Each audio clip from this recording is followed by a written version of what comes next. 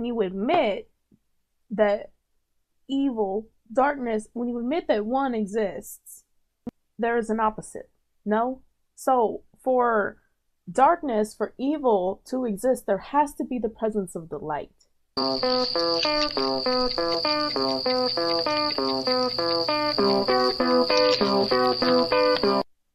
For ears that can hear, let them hear. For eyes that can see, let them see. Real life haunting one time when I was babysitting. Very old house, 3 kids ages 5, 3, and 1. Before the parents left, the dad looked at me and said, "Hey, I'm sorry." I have no idea what he was saying sorry for. I was like, "Oh, that's okay." The whole That's time I kept creepy. hearing creaks and whispers throughout the house, but it was a really old house, so I was like, I'm just imagining this. And the 5-year-old looks at me and says, the 5-year-old looks at me and says, "Hey, did you know we used to have a cat and it on Halloween, and so my dad buried it in the backyard." I was like, that's great. If you are with kids a lot, you know they say weird things. She wanted to play a game where she was the cat that I had to bury in the backyard. It was a weird night. So I put the kids to bed. The clockwork, 5-year-old gets up and says, "She needs a glass of water." I'm getting her a glass of water when a cat covered in dirt runs up from the basement. I say, "Hey, I thought you said your cat." She said, "He did." I said, "Then who's this cat?" She looks at me and says, "What cat?" And it's like swirling at her feet. I think she's messing with me. I'm like, whatever, so I send her back to bed. Then I was like, well, I have this stray cat running around these people's house. So like an idiot, I chase the cat and it runs into the basement.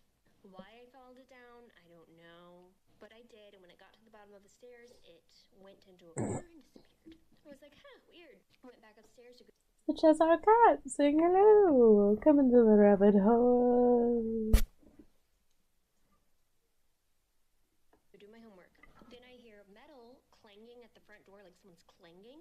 And I think the parents are home early and they're struggling to get inside, so I go to open the door for them. And they're like so loud, they're struggling so much. I open the door, nobody's there. I was like, I'm getting a little freaked out now. So I go back on the couch to start texting my friends what's happening. And I turn around and the picture behind me has turned sideways. Then I start hearing whispers around the house. I think the kids have woken up, so I go to their room to tell them to be quiet. Knocked out asleep. Got really nervous, so I had to go pee. I go to the bathroom and all the lights in the house shut off. I immediately text the parents, "You need to come home. Something's wrong. All the lights just shut off." As soon as I texted that, I heard footsteps coming upstairs, like from the basement coming upstairs. And there are voices saying, "Where is she? The lights are off. Where is she? The lights are off." And so I'm like, okay, thank God the parents are home. Like, I'm done. And so I turn on the flashlight on my phone and I go to meet them at the steps. I thought it was weird they were coming from the basement, but I figured maybe there was like a door to the garage there or something. And so I yell out to them like, "I'm here, I'm over here, your lights came out, sorry." I shine my flashlight towards the basement. No one's there. Their 2 dogs run over to me and sit on my right and my left and lowered their heads towards the basement. And I'm hearing whispers and I'm assuming the dogs heard it too. It's probably the scariest I've ever been in my life, but I'm still a babysitter, so I still have to like protect the kids. So I run back into the hallway in front of the kids' room just to stand in front. Like if I was gonna go out, at least I was gonna go out protecting those kids. Then all of a sudden the whispering stopped. The lights slowly came back on. I got on the phone with some friends. They were trying to come pick me up, but I couldn't leave the kids. I stayed on the phone with friends until the parents got home. I was really shaken up, so I couldn't even tell the parents what happened. I just took the money and left. I was so scared, I turned on the lights in my car on the way home because I just was horrifying. And then I slept with all my lights on that night. I went back, but I am still a babysitter. So, I guess it didn't scare me too much. No, not enough to not be a babysitter. Hey guys, so I have another story for you. Let me know if you can relate to that sleeping with the lights on thing. I used to do that. I used to do that before. Or the when you're a kid and you put the blanket all the way over your head and then you have just like this little pee-pee air hole that you breathe out of. But because the blanket is completely over you, the monster can't see you, therefore they can't get you. Right? Anybody else? Anybody else do that? For you. This is an older story. I've shared it before. I'm going to condense it down to one video. This is probably without question the spookiest call I've ever been on in my law enforcement career. And I hope it never Ooh. gets topped. I'm excited for this. But just as a side note, let me know in the comments if you're into like police or military videos because I have a particular fetish for them. I would love to do some going down the military TikTok or even just spooky stories with military or police force because let me tell you, they got the best ones. They got the best ones. Let me know. But several years ago, I was on the overnight shift. It was like 4 o'clock in the morning. It was around Halloween time, so it's already got that spooky season feel. Spooky season. This Spooky elderly season. gentleman who lived out in the country, he drove to town for whatever reason and went to this 24/7 gas station, asked the clerk if he could use the phone to call 911. The clerk, of course, said yes. He calls 911 and tells dispatch something along the lines of, like, my wife's missing or she's been kidnapped or something, yada, yada, yada. Ooh. And to have the officer meet me at our residence.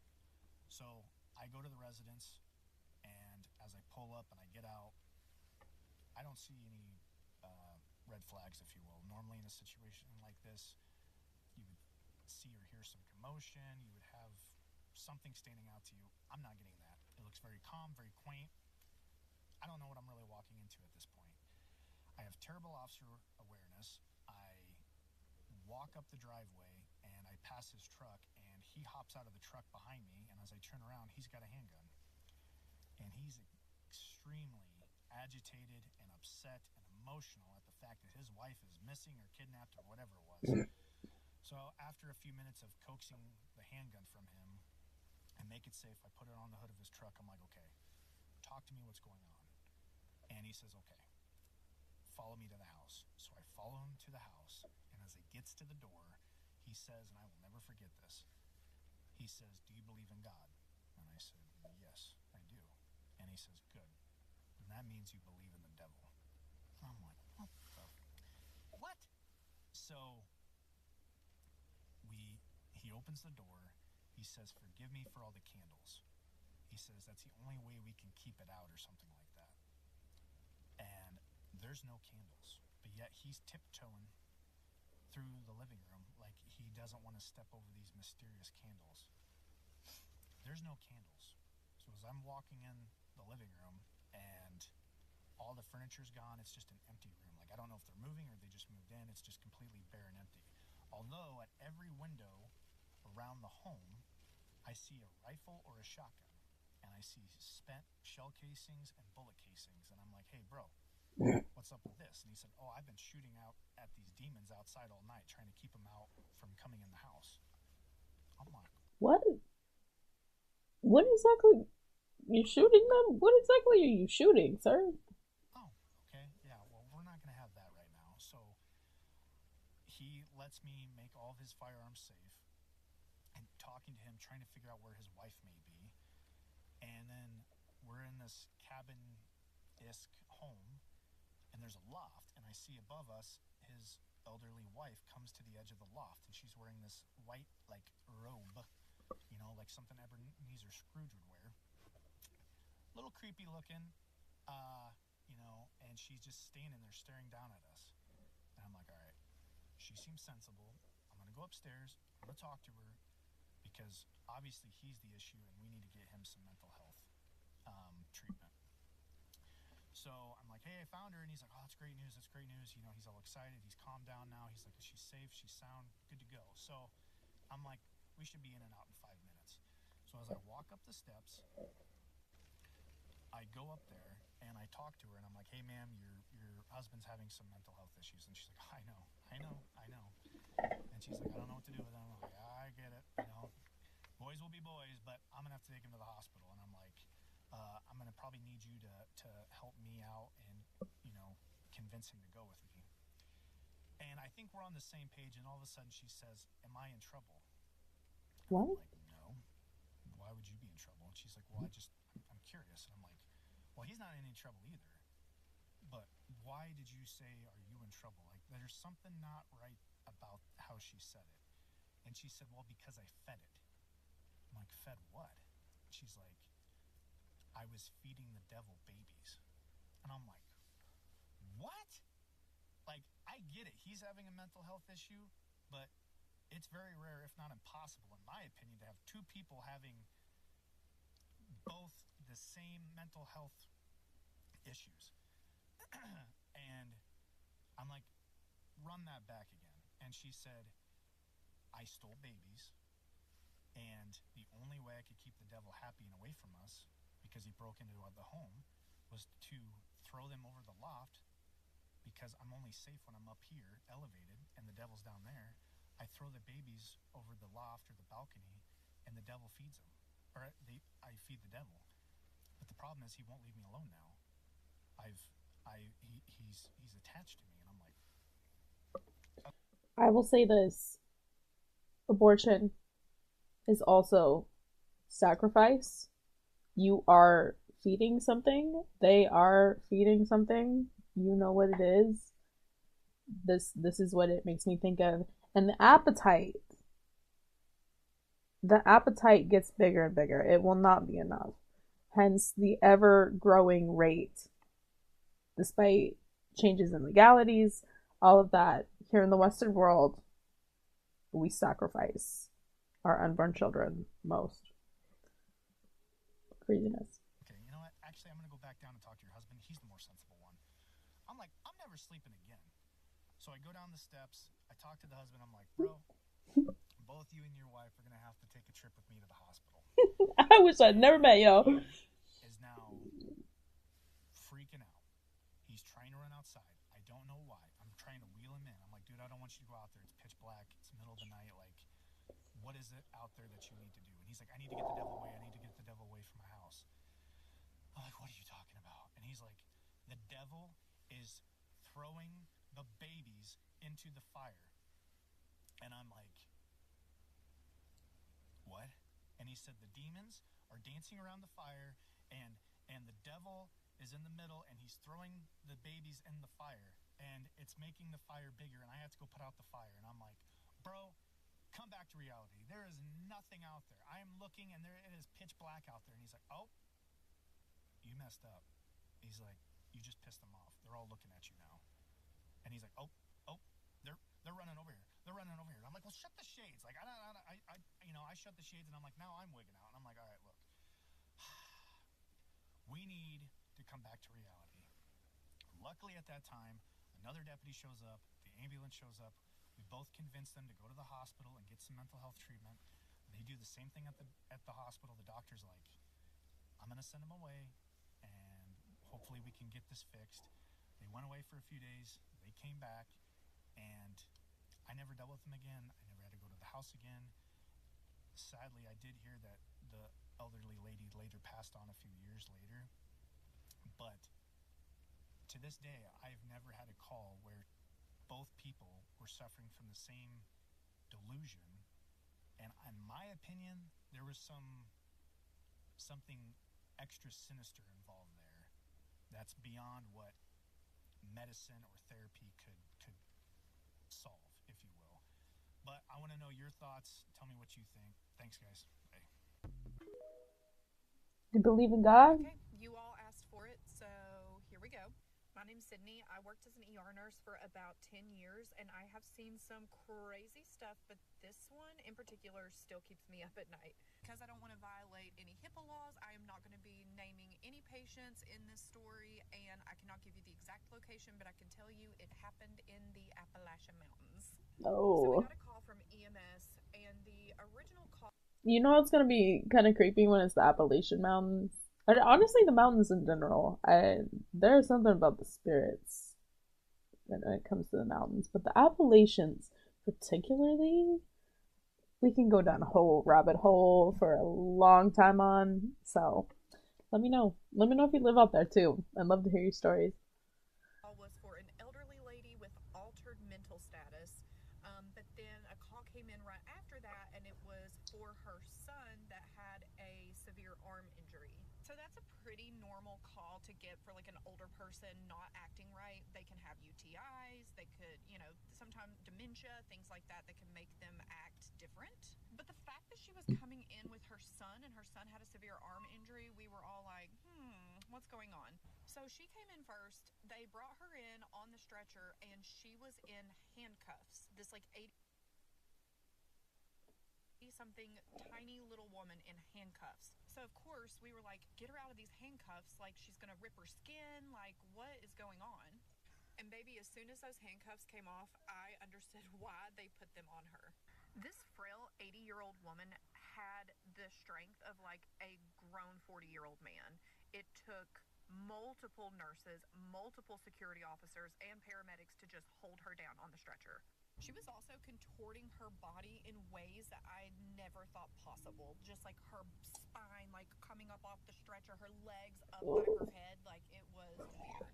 She was thrashing all over the bed, biting, spitting, kicking. The scariest part is her voice was not like a normal, like 80-year-old woman voice. It was this deep, guttural, like voice. At one point, she Rush! get Mosh pit! me. And as we're dealing with this, Like that? her son comes in behind her, and his arm has a massive chunk bitten out of it. And I'm not going to get too gory on you guys, but like I'm talking tendons, ligaments.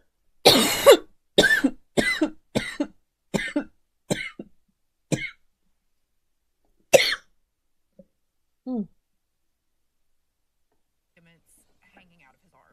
So we got more information from the son, and he was like, yeah, that's my mom. She lives with me, but this is not my mom. Like, she is normally a sweet little lady, and then she just came in my room in the middle of the night, bit down on my arm, and ripped a huge chunk out of it and just continued to attack me. And he's like, I had no other option but to call the police.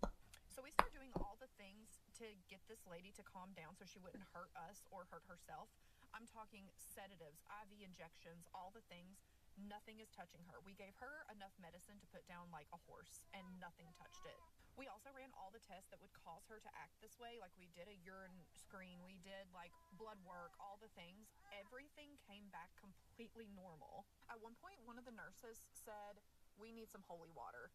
As soon as holy water was mentioned, this lady, like I told you, she was thrashing all over the place, stopped thrashing and just looks up and goes, don't you dare.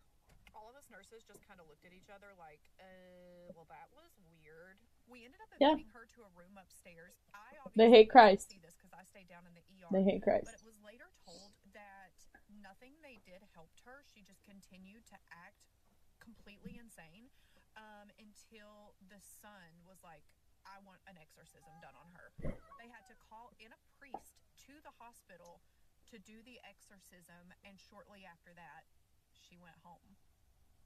So, believe what you want, but the fact that this lady's tests results all came back clear, and the only thing that ended up helping her was an exorcism. I mean, I know what I believe, and that's why I'm right with the Lord. But it's still just one of the wildest things that ever happened to me as a nurse. So now I'm interested, has anyone else ever had an encounter like this? If you have, leave it in the comments. And also, if you want more stories about some of the crazy things that I've seen as an ER nurse, I was also a psychiatric nurse for 3 years, then let me know.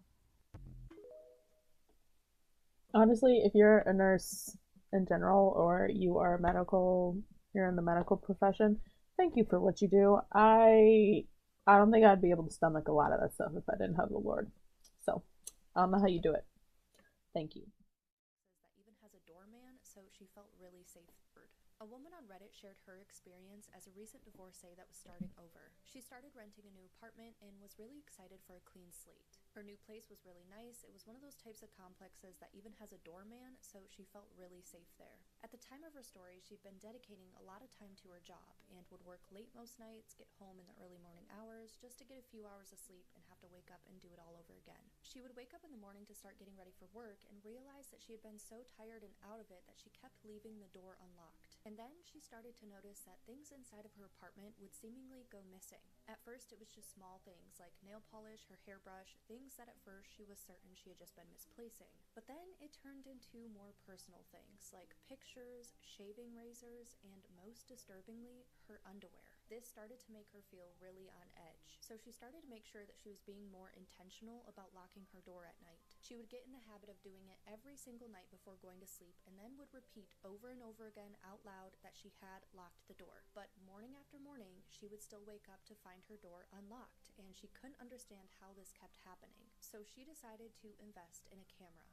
One night after returning home from work, she set the new camera up and hid it underneath a pile of towels on the floor. She made sure to lock the door and then she went to bed. When she woke up the next morning, everything in the apartment looked normal and nothing seemed to be missing, but the door had somehow been unlocked. So she decided to check the footage from her new camera. She had to fast forward through hours of footage, but couldn't find anything. Right when she was about to give up, she noticed the door handle jiggle, and then the door slowly crept open.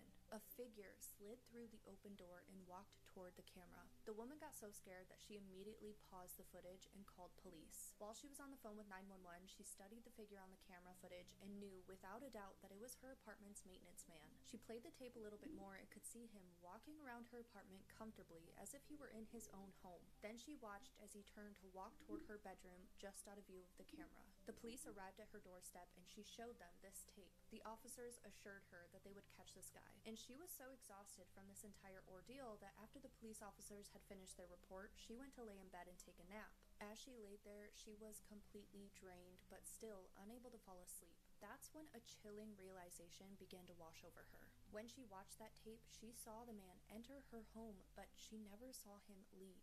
She sat up in bed and quickly looked around the room. She didn't see anybody, but she kept her attention focused on her bedroom door. In a rush to get to safety, she swung her legs over the side of her bed. Her feet hit the cold wood floor, and then she felt warm breath on her ankles. She raced out of her room as quickly as she could and caught the police officers just as they were leaving. Oh, When they went inside Casper! the apartment, they found her maintenance man hiding under her bed, clutching a knife and a Polaroid camera. No.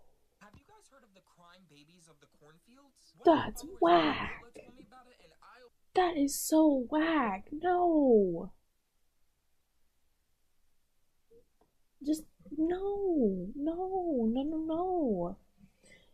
Okay, well, my baby's crying for me in the back, so I think we're gonna end the video there. Anyways, thanks for watching. I'm Jasparboo. Welcome to the sanctuary.